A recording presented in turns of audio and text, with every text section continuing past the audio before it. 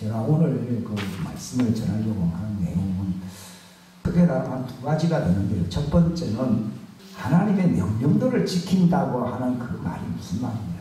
제가 그 하나님께 질문한 그 많은 그 가운데 이것이 가장 어떤 중요한 기둥가토 같은 것이었는데요.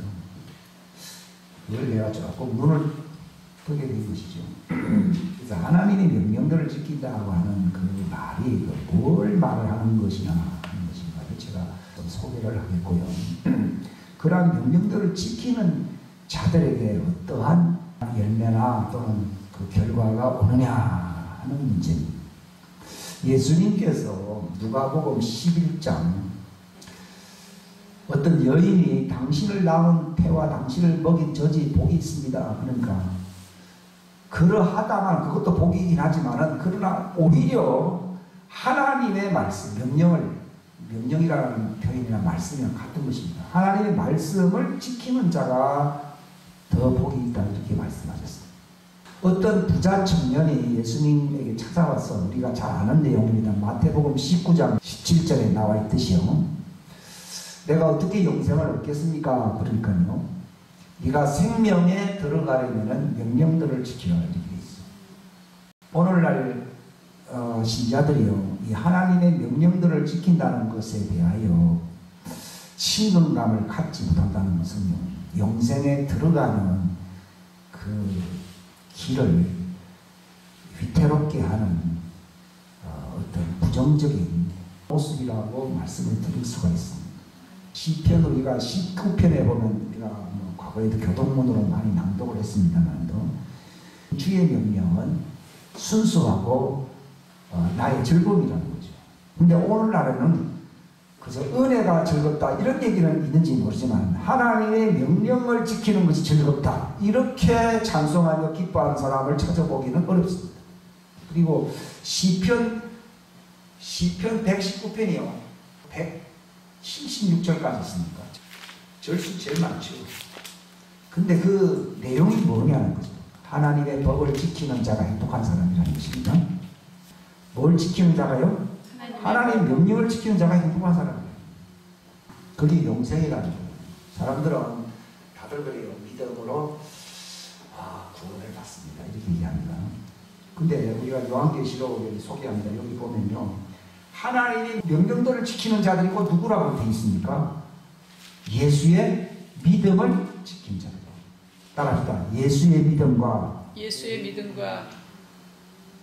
하나님의 명령은 분리될 수 없다. 네. 그걸 아는 게 대단히 중요합니다. 그 소위 더 쉽게 얘기하면 믿음과 명령은 분리가 되지 않습니다. 그게 야고보서 여러분들이 1장 후반부를 여러분 자세히 보시게 되면요. 하나님의 법은 우리를 자유롭게 하는 완전한 법이라고 되어 있습니다. 근데 많은 사람들이 자유롭게 하는 완전한 법이 아니라 우리를 착고에 맺듯이 우리를 억압하고 우리를 힘들게 하는 법이라고 많은 사람들이 생각을 하고 구원은 마치 이 부정적인 부담스러운 법에서 벗어나는 것이 구원이라고 잘못 생각을 합니다. 그래서 저는 질문을 했어요. 그 율법의 정죄에서부터 벗어나는 것이라고 로마서에도 기록이 되어 있는데 그 말씀과 어떻게 조화를 이루는 것이냐 대해서 제가 그 질문을 한 지 오래됐어요. 근데 주님이 말씀하셨습니다. 그래서 제가 이 제목을 정한 것인데 어두움 가운데 있는 사람은 하나님의 법이 자기들을 괴롭게 하고 부담스럽게 감옥에 넣는 것이라고 생각을 합니다. 그러나 빛 가운데서 살아가는 사람들은 영생에 이를 수 있는 최고의 소망이 하나님의 법이라고 선언하고 기뻐한다는 것입니다. 아멘. 주님이지. 요한복음 3장대로 기록이 되어 있듯이요. 어두움을 좋아하는 사람은 빛으로 나오지 않는다는 거예요. 왜냐하면 자기 행위가 어두움에 속한 것임을 숨기기 위해서 그 빛의 세계로 나오지 않는다는 겁니다. 그럼 그게 무슨 말씀입니까? 주님이 해석해 주시기를요.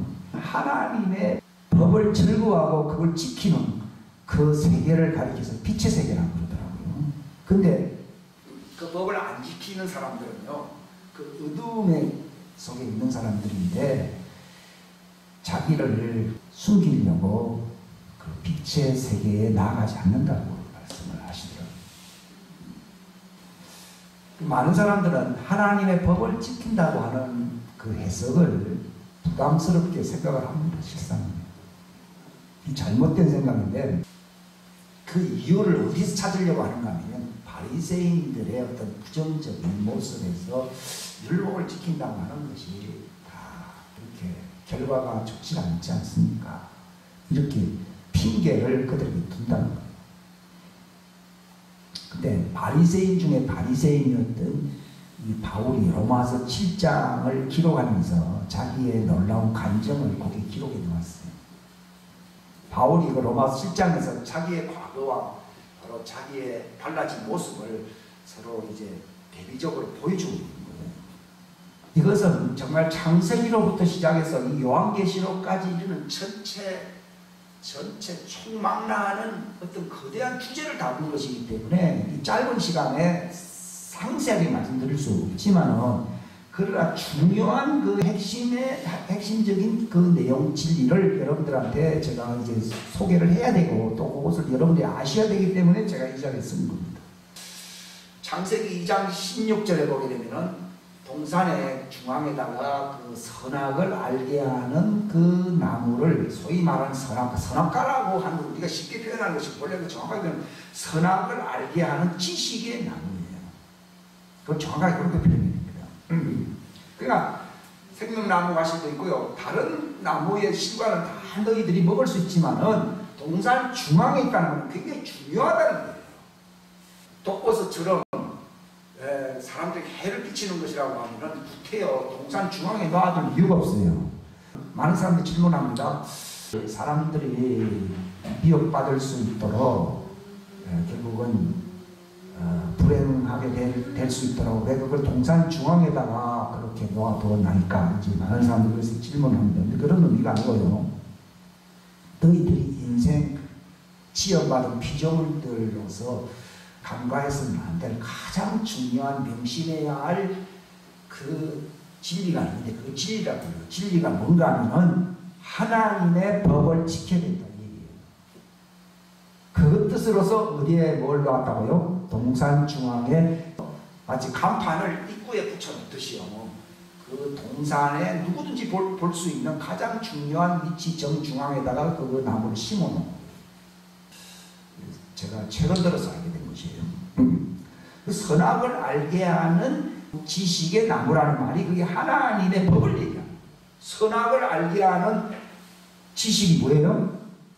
그게 하나님의 법 명령이에요. 그 법을 너희들로 하여금 이제 그걸 알게 한다 이 말입니다. 근데 그걸 이제 결론적으로 얘기하면 하나님의 법을 지켜야 너희들이 살 수 있다는 것을 생활 신조 정도가 아니라요, 정말 마음에 굳게 세우고 살아야 된다는 거예요. 그러니까 아침에 일어나더라도 난 하나님 법을 지킵니다. 내가 왜 존재하느냐? 하나님 법을 지키는 것이다. 나는 어떻게 영원히 살 수 있느냐? 그 말이 무슨 말이라고요? 나는 하나님의 법을 지킨다. 그 뜻입니다. 그러면 그 법을 지키려면 그걸 먹어야 된다는 것이 맞지, 왜 그걸 먹지 말라고 했느냐? 그 말이 무슨 말인가 하면요, 하나님의 법을 가지고서 너희가 심판하는 일을 하면 안 된다는 거예요. 저도 이제 이렇게까지 아는데 참 장구한 세월이 지나갔는데요, 선악을 알게 하는 그 나무의 실과를 먹지 말라는 말은 너희들은 하나님의 법을 지키는 자가 되어야 되지, 법을 가지고 너희가 심판하면 안 된다는 말이에요. 그 뜻입니다. 심판. 여기 야고보서 4장 12절에 보게 되면, 야고보서는 하나님의 법에 대해서 얘기하고 있어요. 아까 1장도 그렇고요. 4장 12절 시작. 율법을 주시는 이가 한 분 계시는데 그분께서 능히 구원하기도 하시고 멸하기도 하시는다. 남을 판단하는 너는 누구냐? 여기 11절 우리 다 같이 11절부터 해서 시작. 형제들아 서로 비방하지 말라. 자기 형제를 비방하는 자나 자기 형제를 판단하는 자는 율법을 비방하며 율법을 판단하는 자니라. 그러나 만일 네가 율법을 판단하면 율법을 행하는 자가 아니요 판단하는 자다. 그러니까 먹지 말라는 말은 뭐 하지 말라는 거예요? 율법을 판단하지 말라. 너희들은 어떤 존재는 거예요? 지키는 자. 바리새인들은 지키는 자의 위치에 서 있지 않고 어떤 자였다고요? 판단하는 자예요. 그러니까 두 사람이 기도하라고 하는데 자기가 잘 지키면 자기만 보면 되지. 뭐 옆 사람은 뭐 듣고 뭐 저 사람은 뭐 듣고. 우리도 교회 오면 그런 얘기 하잖아요. 자기가 하나님의 법을 지켜야 된다. 그 이상을 생각하면 안 돼요. 옳거나는 게 뭐라고 그 법을 가지고 자기가 준행자가 아니고 어떤 자리에 쓴다고요? 심판 자리에 쓴다. 바로 바리새인들의 중대 실수는 뭔가는요, 율법을 지킨다는 의미에서 실수했다는 게 아니고요, 그들은 율법의 그 고난을 넘어갔다는 거예요. 율법을 가지고 남을 판단했다는 거예요. 어떤 여자를 끌고 왔어도요, 뭐라고 그랬습니까? 왜 끌고 왔습니까? 자기들이 잘 지킨다는 거예요. 이 여자는 법을 안 지켰다는 거예요. 근데 예수님이 뭐랬습니까? 죄 없는 사람이 싫어하고 그러니까 자기들은 판단한 사람들이지 지킨 사람이 아니었거든요. 그러니까 오늘날도 교회에 나올 수는 있고 나름대로 뭐 이렇게 자랑할 수 있는지 법을 지키는 자가 되어야 되는데 법을 판단하는 사람. 내가 지키기도 바빠야 바빠요. 바쁜데요. 이 사람이 만약에 남을 판단한다 그러면 법을 지킨 사람이 아니에요. 두 가지 동시에 할 수가 없어요. 우리가 법을 판단하는 사람이 되려고 그러면 어떤 위치에서 해야 된다고요? 죄가 하나도 없으면 판단을 했어요. 근데 바리새인들이 판단했잖아요. 예수님께서 산당순위를 보게 되면은 판단을 받지 아니하려거든 어떻게 하라고 되어 있어요? 판단하지 말라. 그 말이 무슨 말인가 하면요, 뭐 숙덕공론으로 뭐 남으려고 그런 걸 얘기하는 게 아니라 네가 법을 판단하는 사람이 되지 말라고 얘기합니다. 도리어 너에게 잘못한 게 있으면은 법을 지키는 사람은 어떻게 하라고 되어 있어요? 예? 용서하라고 되어 있어요. 법을 지키는 사람은 이웃에 대하여 어떻게 하라 된다고요? 용서하라고 되어 있어요. 근데 우리는 판단하거든요. 만약에 우리가 판단하면 어떤 결과가 옵니까? 예. 너도 판단해. 우리가 주기도문 있잖아요. 누가 용서를 받는다고 되어 있어요? 다른 사람들이 나에게 부채를 진 잘못을 나도 부채를 탕감하오니 하나님께 진 나의 부채도 탕감해 주십시오. 근데 우리가 판단하잖아요. 그러면 준행자입니까? 재판관입니까? 재판관입니다. 인간은 재판관 될 수 있습니까? 없습니까? 없습니다. 재판관이 누굽니까? 하나님입니다. 우리가 하나님을 하나님 되게 하는 길이 어디 있습니까? 나는 법을 지키고 하나님이 재판하는 거예요. 근데 만약에 지킨다는 구실을 가지고서요, 판단하는 자리에 서게 되면 내가 어떤 자리에 앉은 거예요? 재판관 대신 하나님 자리에 앉은 거예요. 그러니까 하나님을 멸시한 거예요. 하나님을 하나님 되게 못한 거예요. 그래서 성경에 보게 되면 선악을 알게 하는 나무의 실과를 하면요, 선악을 분별해서 살아라, 그런 의미지. 먹지 말라는 말은요, 재판하지 마라, 판단하지 말라는 거예요. 네가 하나님 자리에 앉지 말라는 것입니다. 그게 바로 동산 중앙에 선악을 알게 하는 나무를 거기에 둔 목적입니다. 우리 조금 잘못 알고 있습니다. 우리는 지키는 사람이에요. 근데 지킨다는 말이 뭐냐, 이걸 또 주님이 또 알게 해주시는데요. 많은 사람들은요, 자기가 의로운 사람으로 나타내 보이려고 그것을 어떤 행실로서, 어떤 육체의 행위로서 그것을 추구한다는 거예요. 근데 율법을 우리가 지킨다고 하는 의미는 그런 의미가 아니라는 겁니다. 자기가 의로운 사람으로 보이게 하려고 바로 그 행위법으로서 내가 열심히 지킨다고 하는 그 방식이 하나님의 법을 지킨다고 하는 의미가 아니에요. 근데 그렇게 산 사람이 누굽니까? 바리새인. 바리새인뿐만 아니라 오늘날 많은 사람들이 그렇습니다. 하나님의 명령을 행한다고 하는 의미는 내가 의로운 사람이 되려고 그 행위의 조문들을 내가 열심히 이제 내가 그걸 추구한다는 그런 의미가 아니고요. 하나님은 명령을 주시는 분이시고 나는 명령을 받는 자로서의 나의 위치를 분명히 한다는 겁니다. 즉 자세를 의미한다는 거예요. 거의 주종관계라고 그러거든요.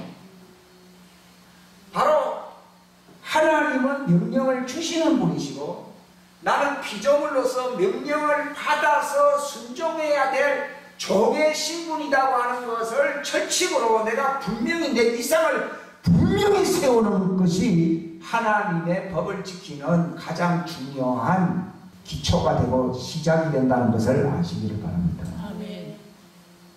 주종관계가 형성되어야 됩니다. 본래 죄인들은 믿음이 없는 사람들이에요. 거기서 믿음이 없다는 말은요, 주인 되시는 상전이신 하나님이 볼 때에 신뢰성이 없다는 거예요. 신뢰가 가지 않는다는 거예요. 저 무슨 말인가 하면 죄인이라고 하는 것은 내가 나쁜 짓을 좀 했기 때문에 죄인이라는 의미가 아니고 물론 나쁜 짓을 하죠. 그런 뜻이 핵심이 아니고 옛날에 뭐 군신관계라는 얘기가 있어요. 옛날에 군신이라고 그러는데 요즘 말에 주종관계라고 하는 것은요, 주인이 맡길 수 있고 신뢰할 수 있을 때에 그걸 종이라 부르는 것이지 종을 신뢰하지 못하면 그는 종으로서의 자격이 없습니다. 그 말은 믿음이 있는 겁니까 없는 겁니까? 없는 겁니다. 죄인이라는 말은 주종관계, 주인이 종에게 자기의 주인의 가장 중요한 것을 맡길 수 있는 신뢰성 관계가 없으면은 즉 그게 믿음이 없다는, 믿음이 없는 사람을 뭐라 부른다고요? 죄인이에요. 그러니까 믿음이라고 하는 말을 사람들은 자기의 어떤 소신이나 자기의 어떤 확신이나 신념 같은 걸로서 이거 다 그게 다 왜곡된 것인데, 믿음이라고 하는 의미는 하나님이 그 종을 신뢰할 때에 그 종이 뭐가 있다는 거예요? 믿음이 있다는 거예요. 근데 인간들은 어떻게 해요? 자기를 치장하려고 자기가 뭘 할 수 있다고 하는 것을 뭐라 불러요? 믿음이라고 부른다고. 그게 잘못된 거예요. 다시 얘기합니다. 믿음의 원칙이 뭐라고요? 주인이 맡길 수 있을 만큼 주인이 신뢰할 때에 그 종에게 뭐가 있다는 거예요? 믿음이 있고 그 종은 바로 내가 주인의 믿음을 가진 사람이다 이 말이에요. 그걸 예수의 믿음, 하나님의 믿음, 주인의 믿음 그 뜻입니다. 그전에는 하나 영어로 제가 자꾸 말씀을 드렸는데 구체적으로 그런 겁니다. 그러니까 주인이 내가 그 종을 신뢰하지 않잖아요. 그러면은 그 종은 주인하고 관계가 있어요 없어요? 관계가 없을 뿐만 아니라 종이 아닙니다. 지옥에 떨어져야 할 죄인입니다. 죄인은 반드시 지옥 가요. 즉 주인이 신뢰할 수 없는 대상은요 살려줄 존재가 아니에요. 이것은 사랑의 대상이 아니고 뭐예요? 진노의 대상이에요. 심판의 대상이지. 죄인은 자기 나름대로 할 수 있다고 흔들리시는지 모르지만은 주인이 보실 때에 신뢰가 있어요 없어요? 없어요. 주인의 믿음이 없어요. 그는 진노의 대상입니다. 그렇기 때문에 죄인들이 갖고 있는 믿음이라고 하는 것은 진노의 대상으로서 그들은 지푸라기 하나 붙들고 있는 소망 없는 자기 확신, 자기 종교, 자기 신념을 가진 자들에 불과한 거예요. 그건 아무 가치가 없는 거예요. 그렇기 때문에 하나님의 신뢰를 받는 종이 되지 아니하면은 믿음이 없는 거예요. 그렇기 때문에 인간은 에덴 동산에서 실패한 이후로는 인간은 하나님이 신뢰할 수 있는 존재가 아니에요. 믿음이 없는 거예요.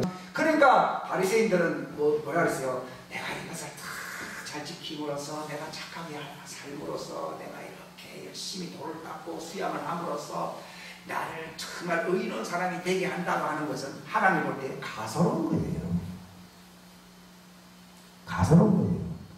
그러면 하나님의 법을 지킨다고 하는 말이 뭐냐? 주인의 신뢰를 가질 수 있어야 법을 지킨다는 거죠. 그렇기 때문에 인간은, 죄인은 하나님의 법을 지킬 수 있는 자격이 있어요, 없어요? 자격 자체가 없어요. 무시무시한 일이에요. 바리새인들은 저거는 하나님의 신뢰도 없고 죄인이라는 것도 모르고 하나님과는 아무 관계도 없는데 마치 법을 어떻게 생각한다고요? 자기들이 착하게 선하게 이렇게 하면은 마치 하나님이 나를 인정해주고 반드시 구원에 이를 수 있는 어떤 대상이 될 수 있다라고 착각을 하는 거예요. 그러면 죄인들은 하나님의 그 법은 거룩하며 의로우며 선한 법이라고 되어 있거든요. 그 법을 지킬 자격도 없는데 그럼 하나님이 법을 왜 주었느냐? 바로 네가 믿음이 없는, 주인의 신뢰가 없는, 하나님의 주종관계, 아버지와 아들 간의 관계가 깨어진 소망 없는 절망적인 존재라는 것을 알게 하려고 율법을 준 거예요. 그래서 율법을 갖고서 뭐 해야 된다고요? 내가 그런 사람입니다. 나는 소망이 없는 주종관계, 부자관계가 다 깨져버린 법하고는 나하고는 아무 상관이 없는 외인과 같은, 외인이라는 말이나 죄인 같은 말이거든. 죄인입니다 라고 하나님께 부르짖게 하려고 율법을 준 거예요. 그러니까 성경에는 율법을 통해서는 죄를 깨달습니다. 할 때 그 죄라고 하는 것은 내가 착하게 살고 나쁘게 살다 그 기준이 아니고 뭐예요? 주인의 뭐가 없다고요? 신뢰가 없다. 주인이 나를 믿지 않는다는 거예요. 주인이 나를 버렸다는 거예요. 나는 주인 모시기에 종도 아니고 아들도 아니고 뭐예요? 외인이라는 거예요. 나는 절망적인 존재라고 하는 것을 알려주려고 율법을 준 거예요. 그 때문에 그 율법 앞에서는 자랑할 게 아무것도 없고요. 내가 그런 존재입니다 하고 회개해야 되는 거예요. 회심해야 된다는 거죠. 그래서 주의 율법은 완전하여 죄인들을 회심시킨다고 되어 있지, 그들이 착하게 살아 의롭게 된다고 기록되어 있지 않는 거예요. 그렇기 때문에 하나님의 명령을 지킨다고 하는 말은요, 죄인의 수준에서는요 가당치도 않는 얘기예요.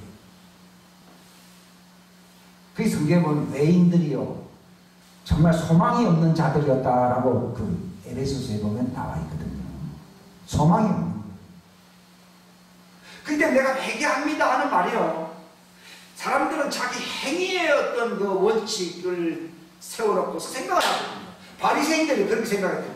그래서 내가 좀 양심상 좀 거리끼니까 죄인이고, 내가 양심상 좀 그래도 거리낌이 없으니까 나는 의인이고, 그게 아니에요. 하나님 앞에서는요, 인간은 태어날 때부터 그 법 앞에서는요 진노의 대상이다. 근데 바리새인들은 내가 좀 착하게 잘 지키면은 그렇게 구원받을 수 있다고 착각을 한 거예요. 그래서 하나님의 법 앞에서는요 나는 절망적이라고 해요. 회개라고 하는 것은 정말 나의 존재 자체가 하나님 앞에서는 진노의 대상이라고 하는 것을요 정말 뼈저리게 느끼면서 부르짖는 거예요. 인간은 죄의 종이기 때문에요 율법에 지키는 의의 종이 될 수가 없어요. 우리가 하나님의 법을 지킨다고 하는 말은요 하나님의 백성들에게 주어진 법이지 죄의 종인 외인들에게 적용되는 것이 아니에요. 즉 죄인들은 세상 법은 지킬 수 있는지 모르지만 하나님의 법을 지킬 수가 없습니다. 자격도 없고 엄두도 낼 수가 없습니다. 그런 점에서 그 죄인으로서의 그 위상이라고 하는 것은 절망적입니다. 절망적입니다. 이 복음이라고 하는 것이 뭐냐는 거죠. 복음이라고 하는 거죠. 예. 이전에 지키지 못했고 그래서 죄인된 사람들의 그 범법에 대하여 그 진 하나님께 된 빚이 있거든요. 그 빚을 바로 예수님께서 그걸 감당하시려고 예수님이 육체 안에 오신 것입니다. 그러니까 하나님의 법 앞에서는요 우리는 회개해야 되고요 정말 내가 절망적인 존재라고 하는 것을 하나님께 부르짖어야 돼요. 부르짖어야 돼요. 신분의 변화가 나타나기 위해서는요, 바로 우리의 신분을 바꿔주고, 예수님이 그랬잖아요. 죄를 짓는 사람은 죄의 종이다. 뭐 달리 얘기하면 죄의 종은 하나님의 의의 법을 지킬 자격이 없습니다. 예수님이 요한복음의 5장에 말했잖아요. 죄를 짓는 사람은 의의 종이 아니고 율법의 종도 아니고 하나님의 종도 아니고 그는 죄의 종이다. 그러나 인자가, 인간으로 오신 그 하나님의 아들이 내가 너희를 자유케 하면은, 바로 복음의 소망이 여기 있는 거예요. 내가 너희를 자유케 하면은 너희가 참으로 자유한다.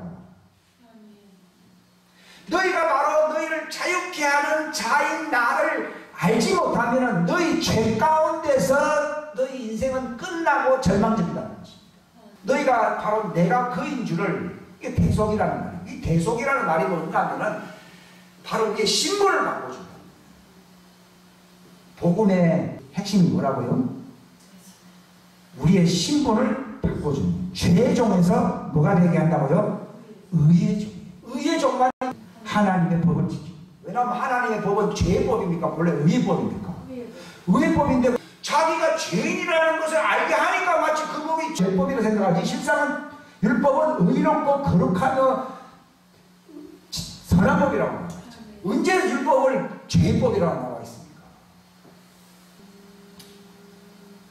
그래서 바로 내가 너희를 자유케 하려고 왔는데, 바로 자유케 하는 나를 너희가 알지 못하면 너희 신분에 변화가 오지 아니하므로 너희 죄인으로서 죽는다는 겁니다. 그러나 내가 바로 너희의 신분을 회복시키는, 그게 구원자인데, 대속자라는 말이 그 구원자라는 얘기입니다. 그 자를 너희가 정말 알면은 너희가 이제 자유케 된다는 겁니다. 근데 어떻게 자유케 되느냐? 바로 그래서 십자가입니다. 바울이 그랬잖아요.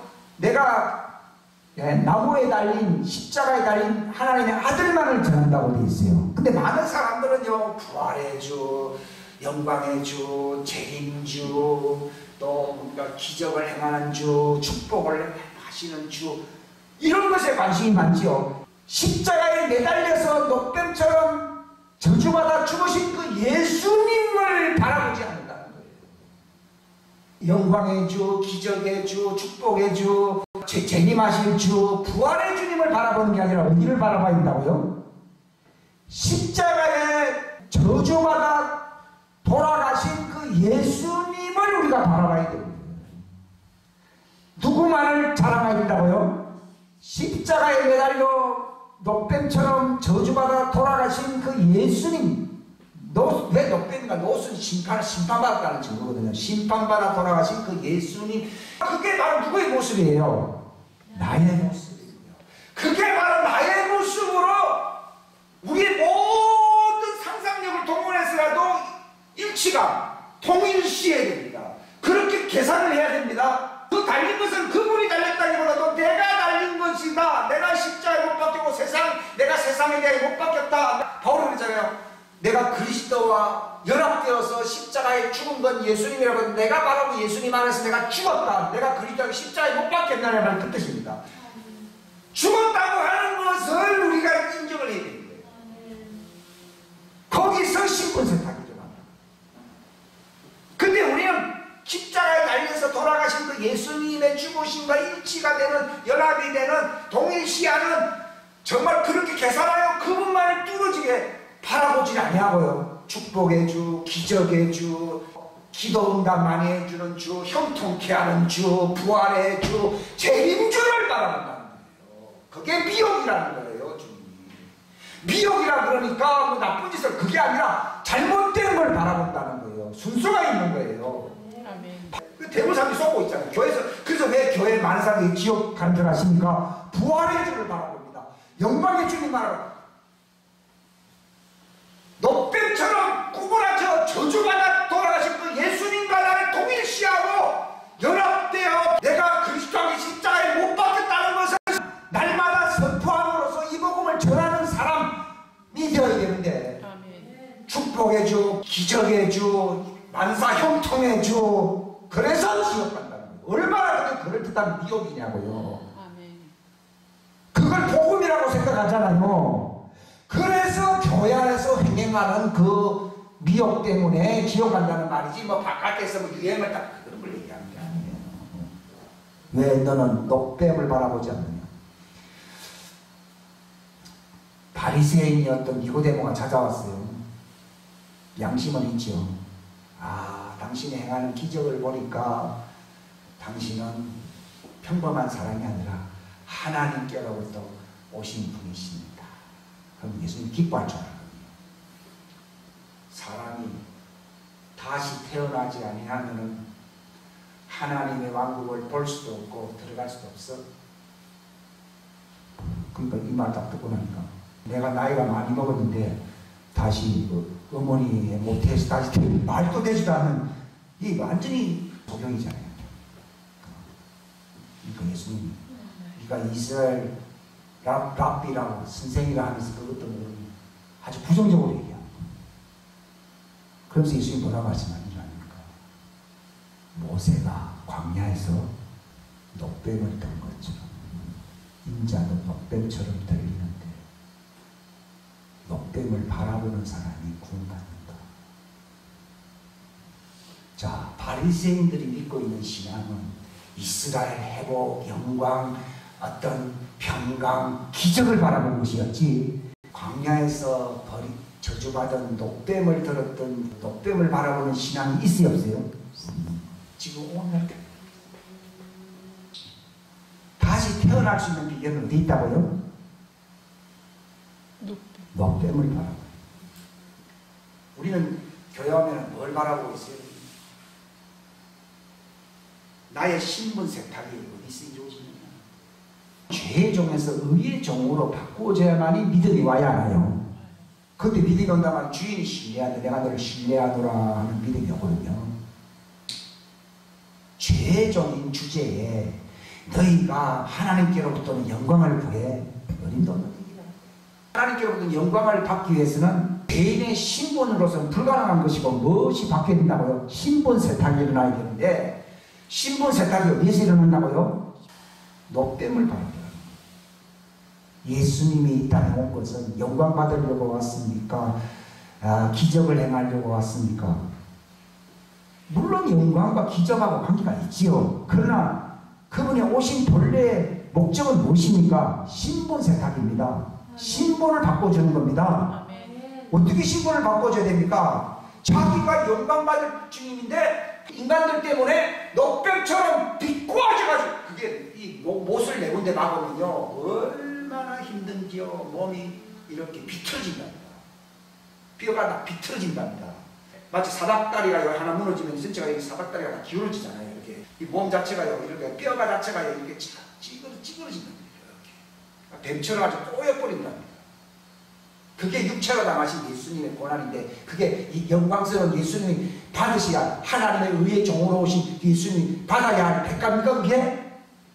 그거는 우리의 몫이라는 거야. 그냥 내가 계산을 해보실게요. 그게 예수님의 몫으로 봐야 됩니까? 나의 몫으로 봐야 됩니까? 예수가 죽은 걸로 봐야 됩니까? 내가 죽은 걸로 봐야 됩니까? 내가 죽은 걸로 막 그게 신분 세탁을 해주는 거예요. 또 우리의 혼은요 지옥 가야 돼요. 예수님이 지옥 간다고 그랬죠.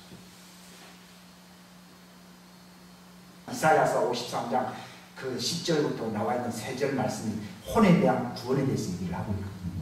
그것만을 붙들고 살아야 돼요. 그렇게 계산을 하게 될 때, 그 말을 받아들이게 될 때, 내가 바로 예수와 함께 내가 죽은 겁니다. 나의 저주가 예수님 안에서 다 이렇게 치러진 것입니다. 라고 하는 사람들을요, 그 로마서 6장에 보게 되면요, 그걸 마음으로 정말 동일시해서 그걸 계산해서 받아들인 사람에게 너희가 죄의 종에서 해방되어 하나님의 의의 종이 되느니라, 되었느니라가 되느니라. 그게 복음이에요. 복음의 핵심은 뭐라고요? 내가 착하게 살고 뭐 하고 내가 잘 지키고 나를 죄인이니까 자꾸 주장하려고 그러거든요. 얼굴이 검으니까 불을 바르지, 얼굴이 하얀 사람은 불을 바를 필요가 없어요. 응? 바로 자기가 죄인이니까 율법의 그 행위로서 치장을 해야 하나요? 하는 건데요. 그건 위선자가 되는 거예요. 법은 너희를 치장하라고 준 게 아니고요. 그 법 앞에서 너희들은 살자가 아니고 어떤 자라고요? 진노의 심판의 대상이라는 것을 알려주는 거예요. 근데 복음이라는 게 뭡니까?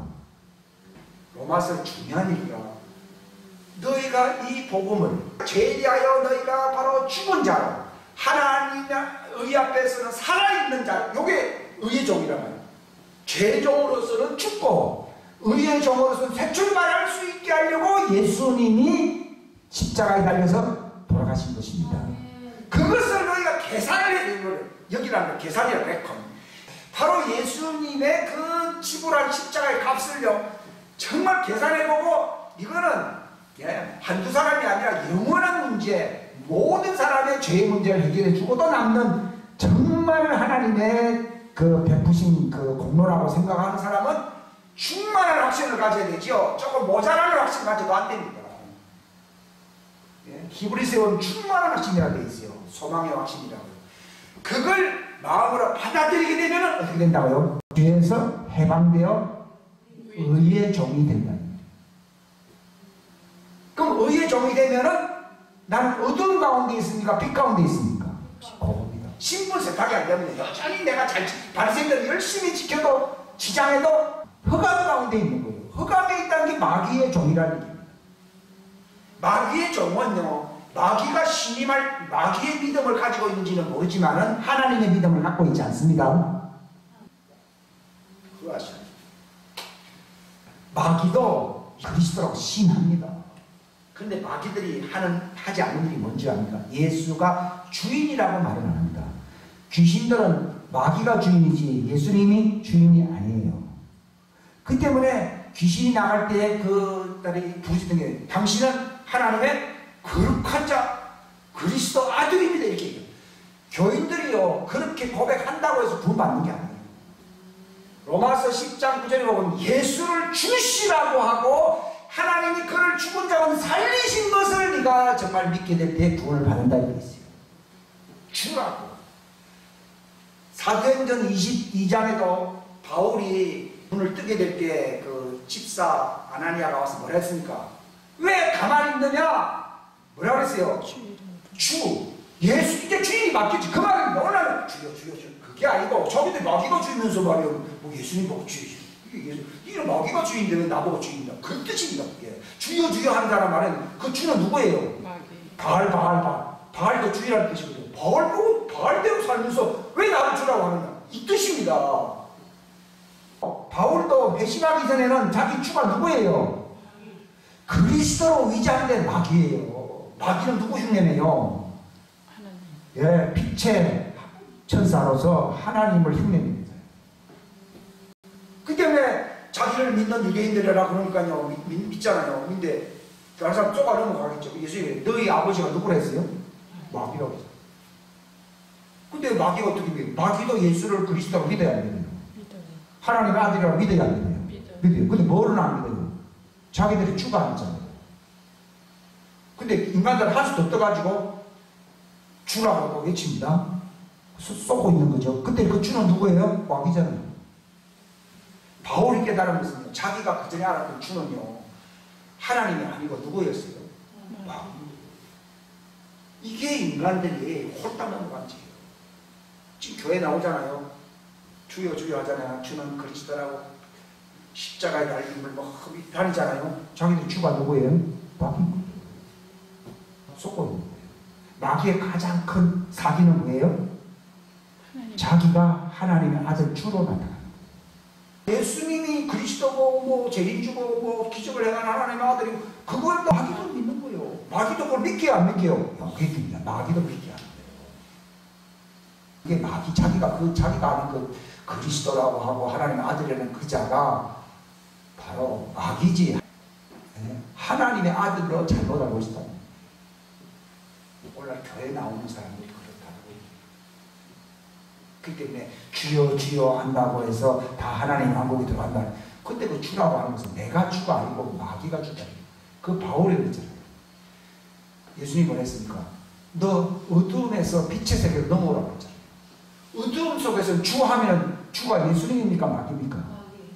여러분, 바로 신분 세탁이 안 된 그 죄인들이 주라 부르면 그 주가 누구예요? 마귀예요. 그래서 회개하라는 거예요. 만약에 죄인들이 주가 바로 자기들 주종관계가 돼 있으면 죄인이요, 의인이요? 의인이죠. 왜 우리가 죄인입니까? 그 주인이 누굽니까? 흑암 속에 있는 사람은 말하는 주는요, 마귀예요. 대표적으로 봅시다. 그럼 못난 사람이 그러고 바울이라 그러면 율법의 대가인들하고 굉장한 사람이잖아요. 근데 예수님은 너 광명에 있는 자야 나를 내게 오라 그랬습니까? 빛을 받아서 흑암에서 광명으로 들어가라 그랬습니까?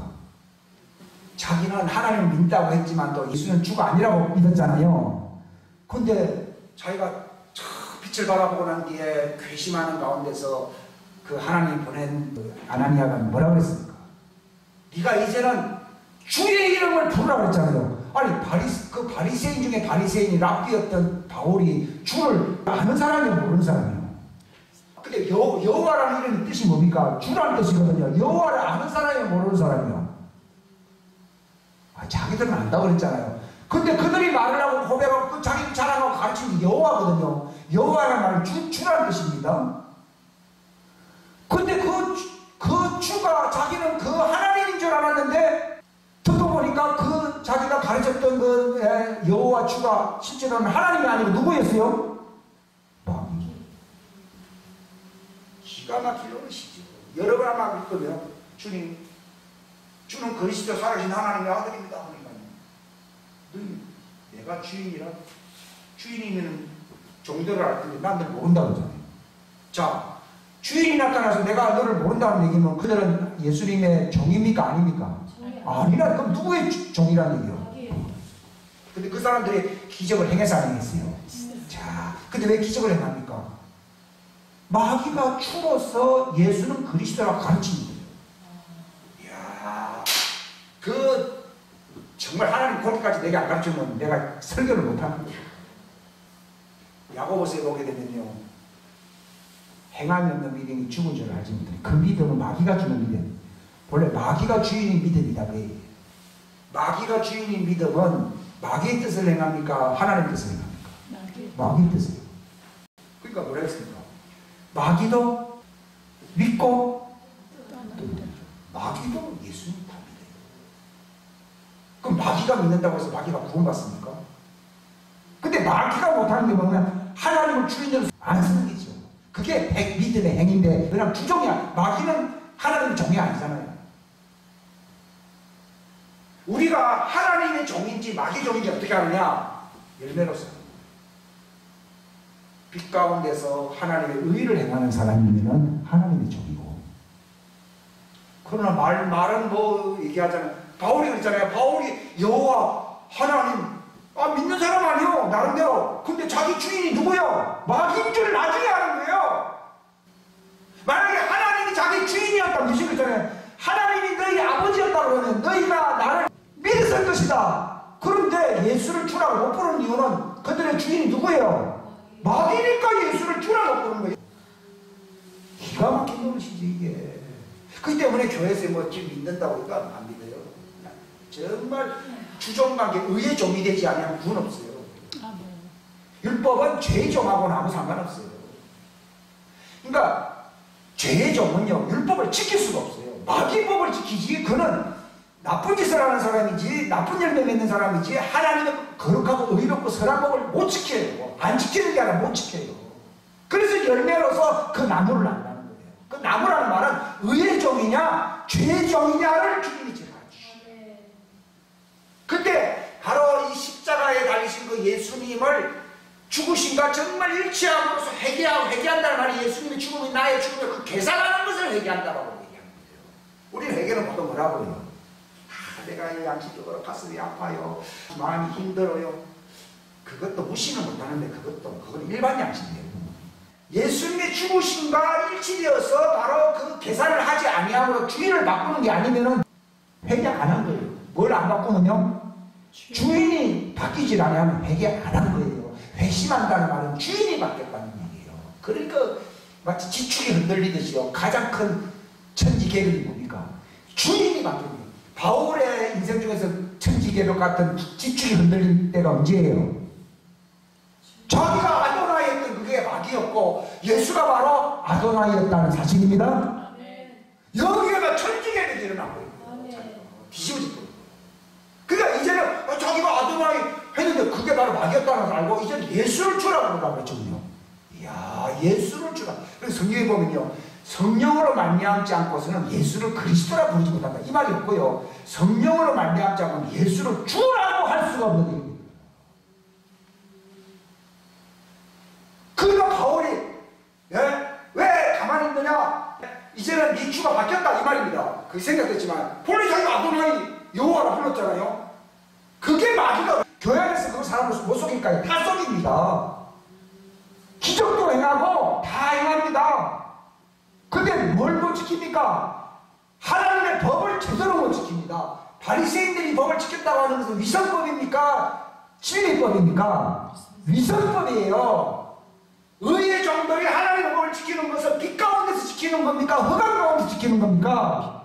빛 가운데 지키기 때문에 하나님의 형상으로 변화가 됩니다. 그래서 저희를 진리로 거룩하게 하옵소서. 아버지 말씀은 진리입니다. 빛 가운데서 하나님의 의의 종으로서의 하나님의 법을 지키는 즐거움이에요. 하나님을 위해서 죽는다는 것은 즐거움이라는 거예요. 그 자들이 천국에 들어간다, 이 말이에요. 주인이 바뀝니다. 바로 사도 바울에게 이런 천지개벽보다 더 엄청난 지축을 흔드는 이 역사가, 이 회개라고 하는 천지개벽의 역사예요. 그 사람들이 회개를 못합니다. 회개가 뭐라고요? 천지개벽의 역사예요. 주인이 바뀌는 거예요. 하나는 교회 뭐 성당에 뭐 주여 뭐 이렇게 하잖아요. 주인은 바뀌는 거예요. 아마 그 말 들으면요, 돌멩이 던져. 그 저기 스테반 설교를 듣고서 왜 사람들이 돌멩이 던지랍니까? 잘 나가다가 바로 너희가 성령을 해박하고 바로 그 하나님의 심판의 진노를 이렇게 자극했고, 사도행전 10장에 보게 되면은 그 애굽의 신들을 너희가 들고 왔고 그 종들, 그 신들을 따라가는 바로 마귀 종자들이 아니냐니까요. 귀를 들어막고, 왜 또 귀를 막아? 듣기 싫다 얘기죠. 그만 진리를 듣기 싫다는 거예요. 돌멩이를 들고 집어던지니까 저들의 죄를 용서해 주십시오. 저들은 아직도 모르고 있습니다. 자기 주인이 뭐 누군지를 모릅니다. 자기들은 죄의 종이면서 의의 종이라고 착각하고 있습니다. 지금 교회도 맞죠. 침례는 주인을 바꾸는 거예요. 구원은요, 주인이 바뀌어야지 내가 의의 종이에요. 근데 왜 그거는 회개를 통하지 않으면 불가능하다는 말이에요. 그게 바로 내가 그런 존재, 내가 바로 죄인이라는 말이 마귀가 주인이었다고 얘기해요. 현지도 가서 내가요, 당신은 마귀의 종이냐고 그랬다면요, 빰떼기야 막 굉장할 겁니다. 근데 예수님은 그렇게 할 수 있잖아요. 제자들은 감히 그렇게 못했어요. 화 있을진저 이 마귀 자식들아, 이 독수의 새끼들이었거든요. 그게 예수님이 죽을 만들었어요. 오늘날 복음이 그건 거예요. 야, 복음 전한다는 말이요, 이게 쉬운 줄 아십니까? 죽게 돼 있어요. 죄의 종은요, 하나님의 진노에 있어요. 왜 회개를 해야 되는가 하면 진노의 자녀이라는 것을 알게 될 때 회개하죠. 내가 축복받는 하나님의 사랑의 자녀라고 생각하는 사람은 회개 안 합니다. 내가 복 잘 받고, 내가 바리새인들 복 많이 받아서 부자 청년이 왔잖아요. 부자 청년이 만문의 영광을 주는 마귀를 따라가야 안 따라가요? 따라가고 있으면 내가 영생을 어떻게 하면 얻겠습니까? 그러니까요, 예수님이요, 다 알지. 네가 하나님의 법을 지켜야 영생에 들어간다. 근데 너는 어렸을 때부터 지켰겠지만 그 법을 지킨 것은 하나님의 주인에서 지킨 겁니까? 마귀 속임수에서 놀아난 것입니까? 그렇죠. 마귀도 작당 이렇게 하죠. 바리새인들이 다 그렇지. 그래? 다 어릴 때 다 지켰다고? 만약에 제대로 하나님의 종으로 지켰다 그러면 예수를 알아봐야 못 알아봐요? 알아보지. 못 알아보잖아요. 그 못 알아보는 게 자기 속에 무엇에 씌어 있습니까? 만몬의 영에 씌어져 있거든요. 만몬, 부자, 그거는 하나님이 준 게 아니고 누가 준 거예요? 이 사람은 왜 그걸 못 버리는가 하면 하나님이 준 거라고 생각하니까 못 버리는 거예요. 근데 예수님이 보기에는 이 사람의 부자는 마귀가 준 거예요. 마귀도 자기를 주인으로 섬기는 자들에게 천하 영광을 다 준다고 그랬잖아요. 우리가 믿어야 됩니다. 나는 옛날에는 그렇게까지는 잘 몰랐는데요. 그러니까 버리라니까요. 하나님 준 축복을 왜 버려야 되냐? 축복이 아니고 그거는 마귀의 내 인생을 지옥으로 끌고 가는 답보물이라는 거예요. 다 버리고 이제 네가 나를 따라와. 내가 나를 따라와서 너에게 하나님이 너에게 주는 걸 받으라 얘기입니다. 그런 짓입니다. 기가 막힌 것이죠. 그냥 쏘은 거예요. 슬피하면서 떠나는 거예요. 이거 보십시오. 내가 회개했잖아요. 회개란 말은 신분되라고. 하나님은 왜 누구의 자비로운 분이야? 뭘 회개해가? 내가 마귀를 섬겼는데. 스데반의 설교를 보게 되면 너희가 바로 그 애굽에서 갖고 온 그 신 마귀를 섬겼다고 하면서 성령을 너희가 거스리면서 그 마귀를 섬겼다고 하는 그것 때문에 그들이 길을 막고 죽인 거거든요. 그게 바로 복음의 핵심을 전한 거예요. 그것을 받아들여서 돌멩이를 던져야 됩니까? 회개해야 됩니까? 돌멩이를 던지는 것은 회개 안 하려고 작정한 거예요. 그럴 때 스데반이 죽을 때 그 옆에 돌멩이 던질 수 있는 권한을 가진 누가 있었어요? 바울이 있었어요.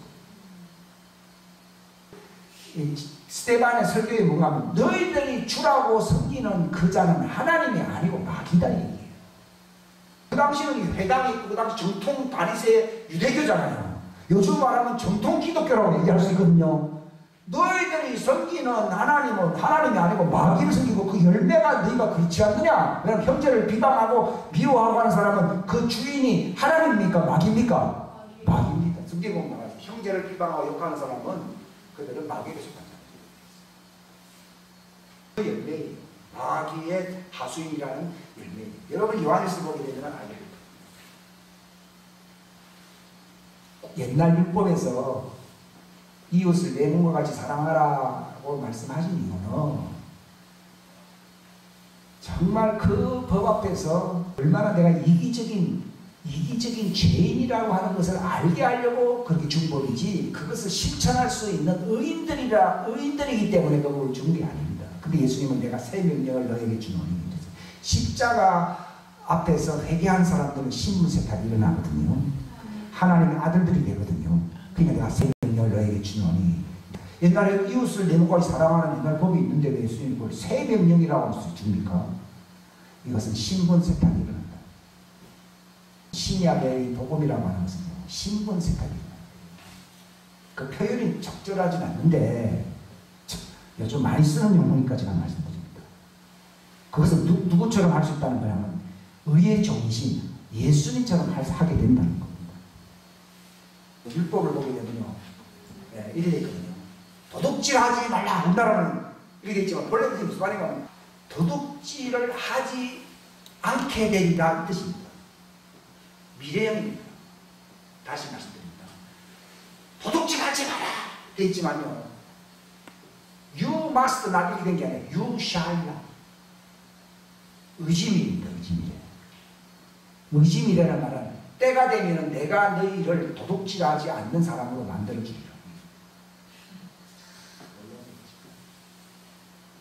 예수님 십자가 앞에서 계산해 봐가지고서 그의 죽으심과 연합함으로써 내가 그 사상의 전환이 오게 되면은요, 신분 변화가 오게 되면요, 신분 변화가 오면은 어떻게 되면 도둑질 하지 않는 사람이 됩니다. 여러분, 도둑질하든지 간음하든지 뭐 살인하든지 하는 것은 의대법에 하나에 묶여 있습니다. 이웃을 내 몸과 같이 사랑하라. 그게 됩니다.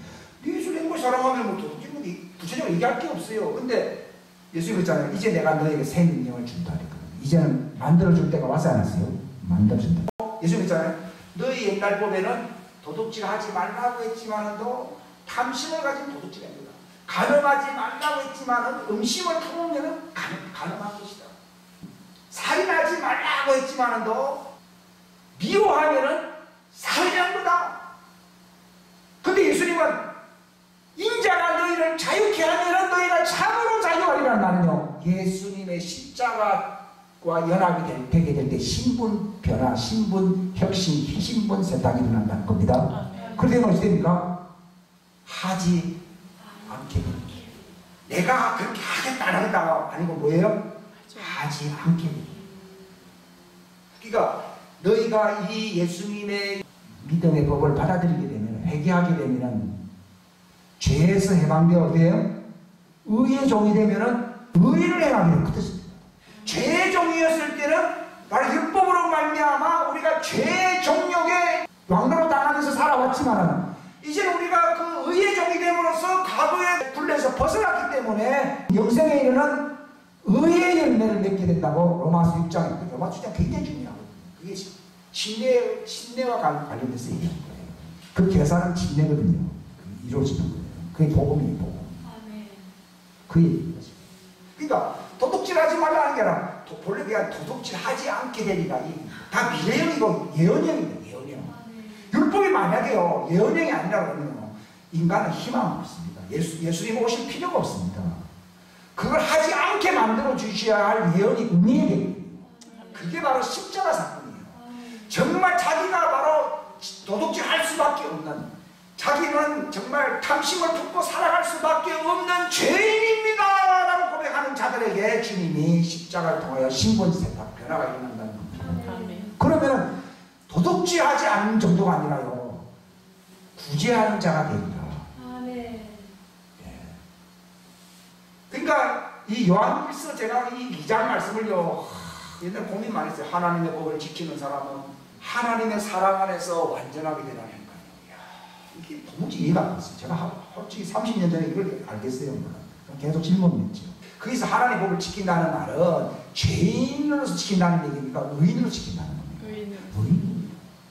그때 하나님 믿음이 와 있어요, 안 했어요? 주인이 신임해요, 신임 안 해요? 신임하는 사람들이 하나님의 법을 지키면 주인의 사랑 안에서 그 사람이 완전한 자로 변화가 일어나면서 자기가 주인을 알게 된다는 겁니다. 그러니까 요한계시록에 대한 마지막 때 마치게 됩니다.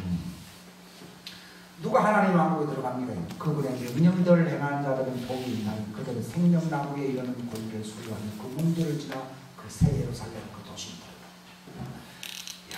마귀는 누구하고 싸운다고요? 죄의 종들과 싸웁니까? 의의 종들과 싸웁니까? 의의 종들은 누굽니까? 예? 하나님의 명령을 행하고 예수의 믿음을 가진 자들입니다. 싸움. 그러니까 누가 짐승의 표를 안 받습니까? 의의 종들은요 짐승의 표를 안 받습니다. 하나님의 법을 지키는 사람들은 그 하나님의 의의 DNA로 바뀌어져 있거든요. 신분이 완전히 바뀌어 있거든요. 그렇기 때문에 목숨을 버리더라도 하나님의 법을 지킵니다. 그러니까 저 사람들이 교회는 다니더라도 정말 신분 세탁이 일어난 마귀가 주가 아니라 정말 예수님이 주인 사람들은 어떻게 알 수 있느냐? 짐승의 표를 안 받는 거예요. 짐승의 표를 안 받는 사람들은 그게 바로 하나님의 아들들인데 예수님이 바로 그들의 주인이고 머리인데 교회는 어떤 단체입니까? 예수님은 교회의 머리가 된다는 거죠. 그 머리가 된다는 말이 뭐예요? 주인이요. 자, 밑에는 내가 죄인 같은 모습이라 하더라도 내 머리가 예수님이면 이 지체는 예수님이다. 이게 바로 복음입니다. 바로 주라는 말은 머리는 뜻이거든요. 나는 분명히 몸은 옛날하고 다를 바가 없는데 왜 내가 의를 행하느냐? 뭐가 바뀐 거예요? 내 머리가 주인 예수님입니다. 그게 예수님이 주인. 그 사람은 육체법으로는 자꾸 어떤 미혹을 받는 부분이 있지만 머리가 예수님이기 때문에 머리를 따라가요. 그러나 아무리 뭐 발이 깨끗하고 손이 깨끗하다 하더라도 머리가 막히면 누구 따라가요? 마귀 따라가요. 누구의 이름이 생명체에 기록된다고요? 그들의 주가 예수님이세요. 교회는 뭐가 진짜 교회라고요? 예수님이 주로서 머리가 그들의 머리가 주님인 사람들. 교회는 예수님이 몸이니 하는 말은요. 교회 몸의 머리가 누구라고요? 예수님. 그가 교회. 머리가 안 바뀌면 교회가. 머리가 안 바뀌면은 교회가 아니고 뭐라고 나와 있어요? 사단의 회라고 있어요. 머리가 사단이면은 무슨 모임이라고요? 사단의 회입니다. 교회가 아닙니다. 그럼 어떻게 교회가 예수님의 몸이라는 것을 알 수 있습니까? 열매가 있습니다. 예수님을 따라갑니다. 그리고 예수님이 자기 형제들을 사랑하듯이 예수님에게서 나온 형제들, 예수님의 의의 정도를 사랑해요. 본래 의인은 의끼리 사랑하게 됐어요. 자기가 왜 미워하는가 하면요. 내가 의의 종이 아닌 사람은요. 악의 종인 사람은 의의 종을 사랑합니까? 미워합니까? 어둠에 속한 사람은 빛으로 나옵니까? 빛을 숨깁니까? 빛을 미워하여 빛으로 도망간다고 되어 있습니다. 바로 그럽니다. 만약에 형제를 사랑하지 않으면 두 사람 중에 한 사람은 움틀입니다. 저 사람이 가짜 형제든지 이 사람이 가짜 신자든지. 근데 교회는 100% 예수님이 머리로서 형제, 주님의 몸으로서 형제들로서 구성된 단체가 교회입니다. 그들은 정말 자기 몸처럼 사랑합니다. 자기 몸처럼 사랑합니다. 내가 그것이 예수님이 십자가에서 이루어졌기 때문에 새 명령을 주니 그때는 구약의 율법은 도둑질 하지 않게 되리라 이랬거든요. 근데 예수님 믿으면 의를 행하리라. 그는 나와 같으리라. 내가 너희를 사랑한 것처럼 너희도 형제들을 사랑합니다. 내가 새 명령을 주노니 너희는 나의 형제들을 내가 사랑한 것처럼 너희도 사랑하게 되리라. 베드로서에 보게 되면 우리가 진리에 순종함으로써 너희 혼들이 깨끗하게 되어가지고 형제들을 거짓 없이 사랑하게 되었느니라.